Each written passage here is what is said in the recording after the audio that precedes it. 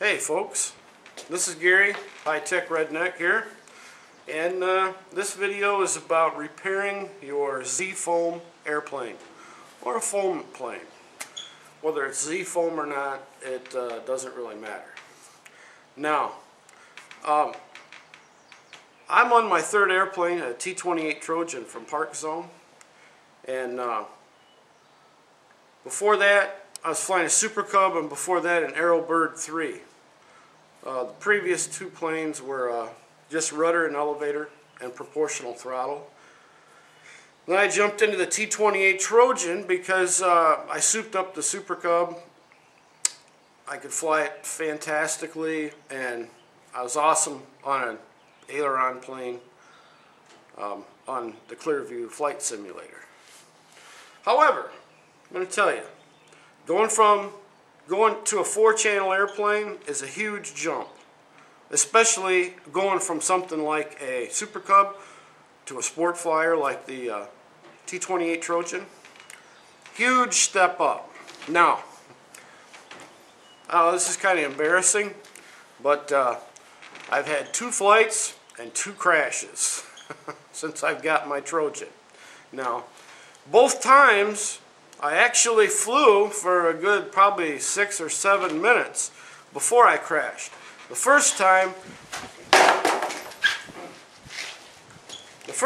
I flew in an area where there were too many trees, and I got the plane too far away from me, and I couldn't tell if it was inverted or straight up, and ended up stuffing it through a row of trees at about 40 miles an hour. Anyway, second crash, went to a better field, open field. Once again, probably had 6 or 7 minutes of flight time in, and I was kind of flying about 70 foot off the ground, slow, making circles overhead to try to get, and I had everything on low rate. I guess I should have changed my clevis positions, because I really probably could have used even a lower rate than that. But what happened was eventually I got a little braver and braver, you know, was flying inverted, and I shouldn't have jumped into that so quickly, and I got a little too far away. And when I did, on this low wing Trojan, man, for some reason when that sucker gets far enough out, and if you ain't really paying close attention, sometimes it's hard to tell whether that sucker is inverted or up. And I run it in the ground again. Anyway, the point of this video is, the first time I crashed it, it was in 6 pieces, okay? That wing's got a spar in it, and that wing stays together really good, man. I have no problems with the wing. Okay, it's the fuselage that comes apart. And it seems to break pretty much right about right here is where it wants to break off. You know, this top part right here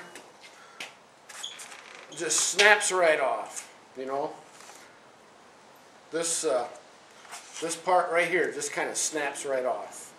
Okay, now twice now it's snapped there, but not twice exactly in the same place, just real close. Because when you glue these together, actually the glue joint becomes actually stronger than the plane itself. Now, the first time I put it back together, I put it back together with a hot melt glue gun and some foam safe CA with kicker. Now, it went back together okay, but the hot melt, the area that you got to glue is quite large. And the hot melt glue gun, for one thing, doesn't put out enough product quick enough before it kind of starts to set up on you. Anyway, it's kind of a catch-22 there, you know. So what I did was I went to a 2-part epoxy that you mix together. Comes in the syringe applicator. You've seen it before. Anyway, but don't go with a 30-minute setup time. Okay, 5-minute or 15-minute, it'll set up too quick on you. You need some time to work it and to hold it in position and get things in place. Anyway, here's the second time that I've glued this back together, and I'm gonna give you a couple of close-ups, and actually they go together quite well now. They go back together quite well. I ordered a new fuselage, but I want to put this one back together and get some more flights on it, you know, see if I can't work out my bugs and become a better pilot. And but I did order another fuselage. Anyway, I'm going to go ahead and show you some close-ups now of the repair. Let me set this down.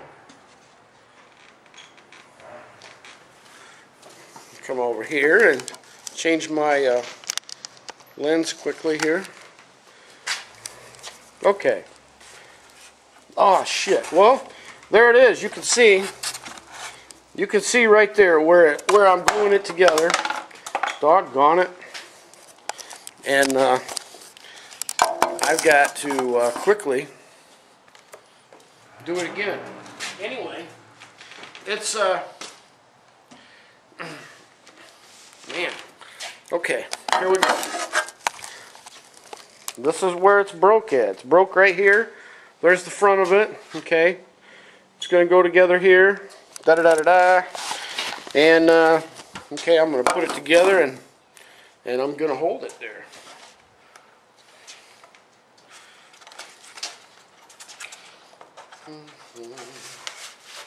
Yeah, yeah, yeah.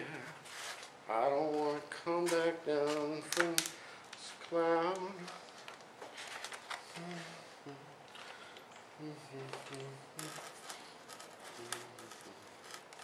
Now,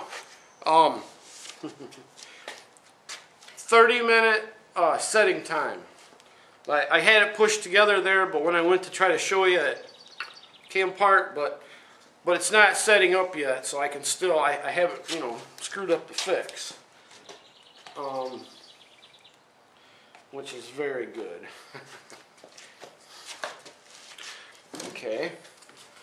I'm going to take a minute here and make sure that these surfaces that I'm putting together, the mating surfaces are all, you know, mated up well. What I'm getting at here. Because the glue is getting to the point to where it's going to set up here real quick. Very good. I think I'm okay now. It's getting tacky, which is good. Which is very good. Okay. So here we got it. Here we've actually got it. And let me just say something else. Probably, in all reality, hindsight is 20/20. And if I knew when I purchased the T28 what I know now, I wouldn't have bought it. I would have bought a high wing trainer, aileron trainer, because the high wing layout is more stable. It flies slower, and you can still do your spins and all that stuff, you know, rolls, loops. You can still do all that stuff with it. It's not quite as high performance as this, but I would have purchased one of those had I known what I know now, because the step up from a Super Cub to a Trojan is a huge step, big step. I don't care how good you are on the simulator, you know. It's like I can fly anything on that simulator, I can burn it up, but there is a little learning curve between the simulator and real life, and I just can't hit the I button and come back to life again in the real world, you know. So, okay,